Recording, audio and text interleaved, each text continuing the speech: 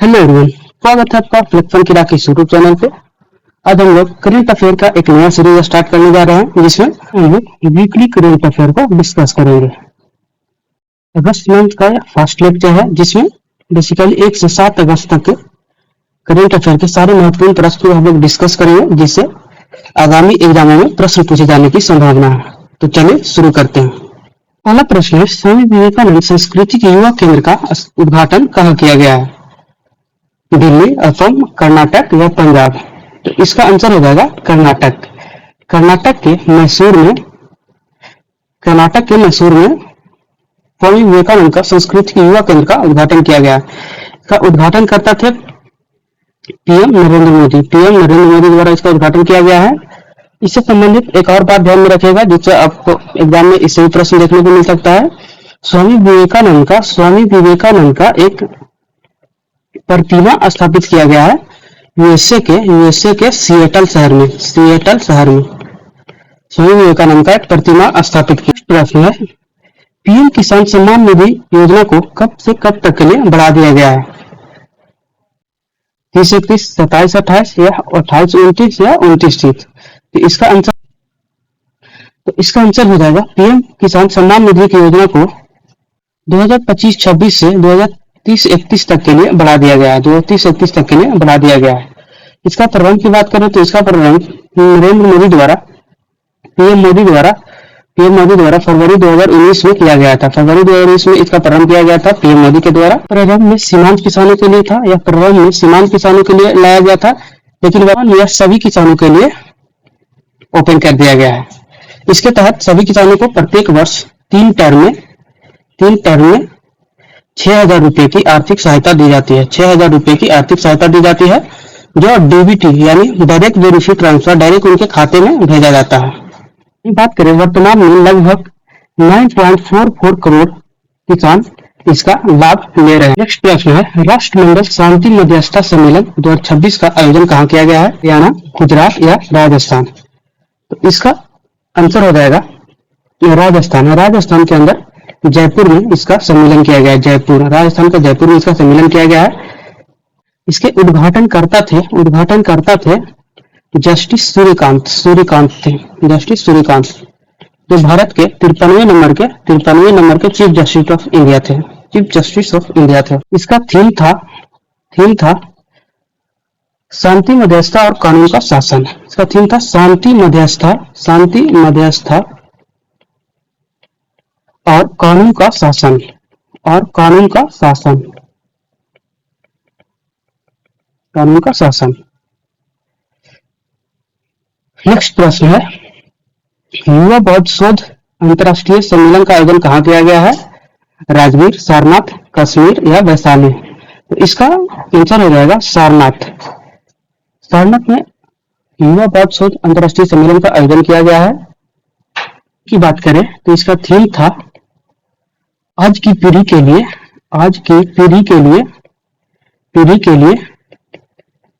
बुद्धि का मध्यम मार्ग। आज की पीढ़ी के लिए बुद्धि का मध्यम मार्ग। वही सारनाथ से जुड़े कुछ और फैक्ट की बात करें तो यहाँ भगवान महात्मा बुद्ध द्वारा अपना पहला उपदेश दिया गया था। पहला उपदेश सारनाथ में दिए थे, पहला उपदेश दिया गया था।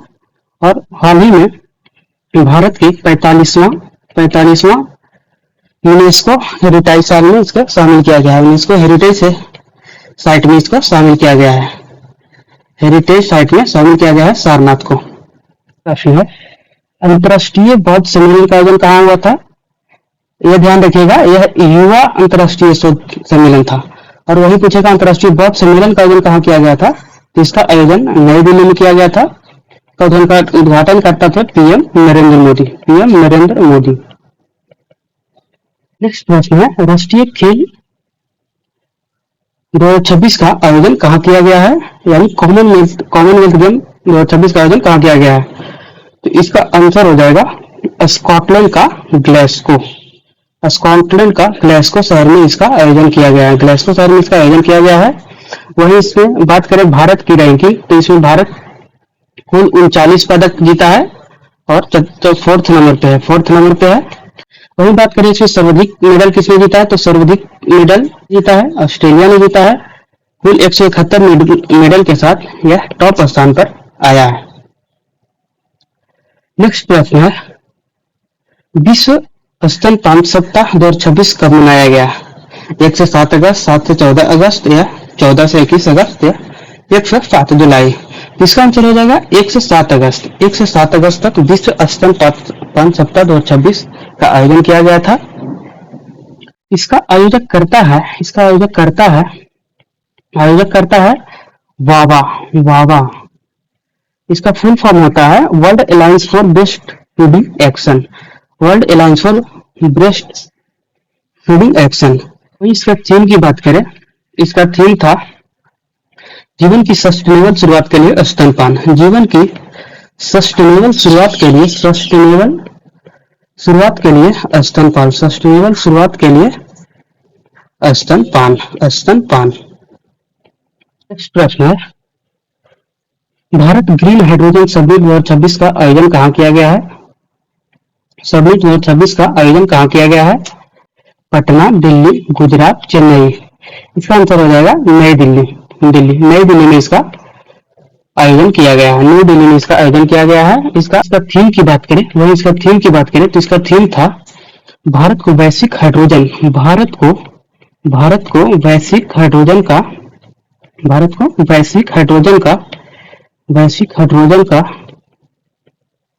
हब के रूप में स्थापित करना। वैश्विक हाइड्रोजन का हब के रूप में स्थापित करना। नेक्स्ट प्रश्न है, राष्ट्रीय ग्रीन हाइड्रोजन मिशन कब प्रारंभ किया गया था? 2020, 2018, 2023 या 2026? तो इसका आंसर हो जाएगा 2023। सन 2023 में राष्ट्रीय ग्रीन हाइड्रोजन मिशन को प्रारंभ किया गया था। पर्यावरण प्रदर्शन सूचकांक 2026 में भारत का कौन सा रैंक है? 5th रैंक है, 8th रैंक है, 176 रैंक है, 7th? पर्यावरण प्रदर्शन सूचकांक 2026, इसमें भारत का रैंक थोड़ा सा बहुत ही ज्यादा पीछे है। इसको आप लोग ध्यान में रखिएगा, 176 है। 177 देशों के लिए जारी किया जाता है जिसमें भारत का रैंक 176 है। वहीं इसके प्रथम स्थान पर बात करें, फर्स्ट स्थान पे कौन है? तो फर्स्ट स्थान पे हो जाएगा एस्टोनिया। फर्स्ट स्थान पे एस्टोनिया हो जाएगा और लास्ट यानी 177 नंबर पर है लाओस। 177 नंबर पर है लाओस। भारत का रैंक इसमें 176 है। इंडिया मेरीटाइम अवार्ड 2026 किसे दिया गया है? यह नॉन कंटेंट राइज सेरेमनी के लिए है। नॉन कंटेंट राइज सेरेमनी में किसे दिया गया है? मुंबई पोर्ट, केरल तट पोर्ट, गुजरात तट पोर्ट या आंध्र प्रदेश तट पोर्ट? इसका आंसर हो जाएगा गुजरात तट पोर्ट के एक दीनदयाल पोर्ट प्राधिकरण इसे ही यह अवार्ड दिया गया है। नेक्स्ट प्रश्न है, अंतर्राष्ट्रीय रसायन विज्ञान ओलंपियाड 2026 का आयोजन कहाँ किया गया है? यूएसए में, यूएई में किया गया है, अमेरिका में किया गया है, उज्बेकिस्तान में किया गया है, भारत में किया गया है? तो इसका आंसर हो जाएगा उज्बेकिस्तान। यह उज्बेकिस्तान के ताशकंद शहर में इसका आयोजन किया गया है। ताशकंद शहर में इसका आयोजन किया गया है। इसमें भारत कुल 4 पदक जीता है। इसमें भारत कुल 4 पदक जीता है। इसमें कुल 99 देशों ने भाग लिया था। नेक्स्ट प्रश्न है, किम्सा किसु का लोक नृत्य है? यहाँ पे टैटिक मिस्टेक हो गया है। यहाँ पे होगा धिमसा लोक नृत्य।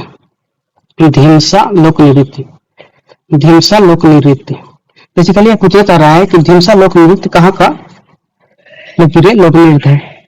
राजस्थान, केरल, आंध्र प्रदेश या गोवा? तो इसका आंसर हो जाएगा आंध्र प्रदेश। यह बेसिकली आंध्र प्रदेश के अरकू घाटी का एक प्रचलित लोक नृत्य है। यह बेसिकली हाल ही में इसे गिनीज वर्ल्ड रिकॉर्ड में शामिल किया गया है, जिसके वजह से यह चर्चा में आया है। तो इसको आप लोग ध्यान में रखिएगा कि धिमसा कहाँ का लोक नृत्य है? तो यह आंध्र प्रदेश का लोक नृत्य है। इससे संबंधित एक और फैक्ट यहाँ पे ध्यान में रखिएगा, पीएम मोदी द्वारा यहाँ एक एयरपोर्ट का उद्घाटन किया जा रहा था जिसका नाम है अल्लूरी सीताराम राजू अंतर्राष्ट्रीय हवाई अड्डा। इसी में पीएम मोदी के समक्ष लगभग 13,000 से प्लस आदिवासी छात्रों ने मिलकर इस नृत्य को प्रदर्शित किया था। इसी की वजह से इसे गिनीज वर्ल्ड रिकॉर्ड में शामिल किया गया। तो आप लोग ध्यान में रखिएगा कि ढीमसा कहाँ का लोक नृत्य है, तो वह आंध्र प्रदेश का लोक नृत्य है। नेक्स्ट प्रश्न है, राष्ट्रीय खेल मंडल 2030 का आयोजन कहाँ होगा? 2030। पिछले प्रश्न में हम लोग 2026 को देख लिए हैं, इसे पूछ रहा है 2030। 2030 में इसका आयोजन भारत में होगा। बेसिकली भारत के अहमदाबाद शहर में इसका आयोजन किया जाएगा। अहमदाबाद शहर में इसका आयोजन किया जाएगा। नेक्स्ट प्रश्न है, भारतीय ओलंपिक संघ के अध्यक्ष कौन है? वर्तमान में भारतीय ओलंपिक संघ के अध्यक्ष कौन है? पीटी उषा, जय शाह, रोहित शर्मा या महफिल नकवी? तो इसका आंसर हो जाएगा पीटी उषा। वर्तमान में पीटी उषा भारतीय ओलंपिक संघ के अध्यक्ष हैं। जय शाह तो आप लोग जानते हैं, यह आईसीसी के चेयरमैन है, वर्तमान में आईसीसी के अध्यक्ष हैं। वहीं रोहित शर्मा तो होंगे नहीं, क्योंकि यह वर्तमान में भारतीय क्रिकेटर हैं। वहीं बात करें महफिल नकवी की, तो यह वर्तमान में एसीसी, एशियन क्रिकेट काउंसिल के अध्यक्ष हैं। नेक्स्ट प्रश्न है, हाल ही में फ्लोटिंग सोलर ऊर्जा दक्षता निर्माण के लिए किस योजना को मंजूरी दी गई है? पीएम कुसुम योजना, पीएम सूर्य सरोवर योजना या हर घर सोलर योजना? डू नॉट, इसमें से कोई नहीं। इसका आंसर हो जाएगा पीएम सूर्य सरोवर योजना। हाल ही में केंद्रीय मंत्रिमंडल द्वारा इसको मंजूरी दी गई है। 2026-27 से 2030-31 तक के लिए इसको मंजूरी दी गई है। इसका उद्देश्य है 5,000 मेगावाट सोलर ऊर्जा दक्षता का निर्माण करना, सोलर ऊर्जा दक्षता क्षमता का निर्माण करना है। हाल ही में 101वां रामसर स्थल किसे घोषित किया गया है? पटना पक्षी अभयारण्य, जयप्रकाश पक्षी अभयारण्य या ग्लो झील या चिल्का झील? तो इसका आंसर हो जाएगा 101वां रामसर स्थल की बात करें तो हाल ही में ग्लो झील को 101वां रामसर स्थल घोषित किया गया है। यह अरुणाचल प्रदेश का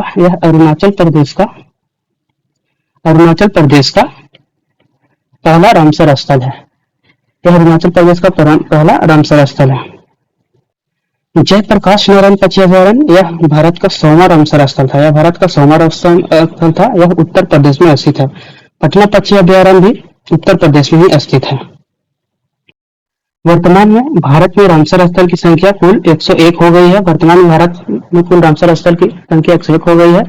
वही बात करें कि सर्वाधिक कौन से राज्य में है, तो सर्वाधिक तमिलनाडु में है। तमिलनाडु में सर्वाधिक 20 रामसर स्थल है। वहीं अगर बिहार की बात करें तो बिहार में 6 रामसर स्थल है।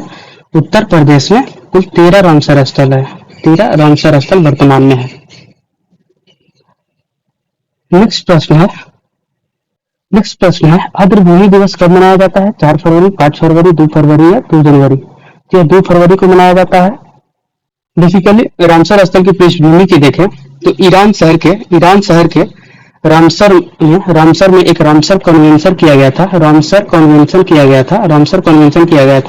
2 फरवरी 1971 को एक रामसर कन्वेंशन किया गया था। इसी के दिन 2 फरवरी को हम लोग आर्द्रभूमि दिवस के रूप में मनाते हैं। इसका उद्देश्य था रामसर कन्वेंशन का आर्द्रभूमि तथा जल स्रोतों का संरक्षण करना।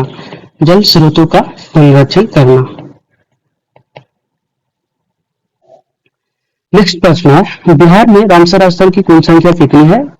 तो जैसा कि अभी हम लोग देखें बिहार में कुल रामसर स्थलों की संख्या 6 है।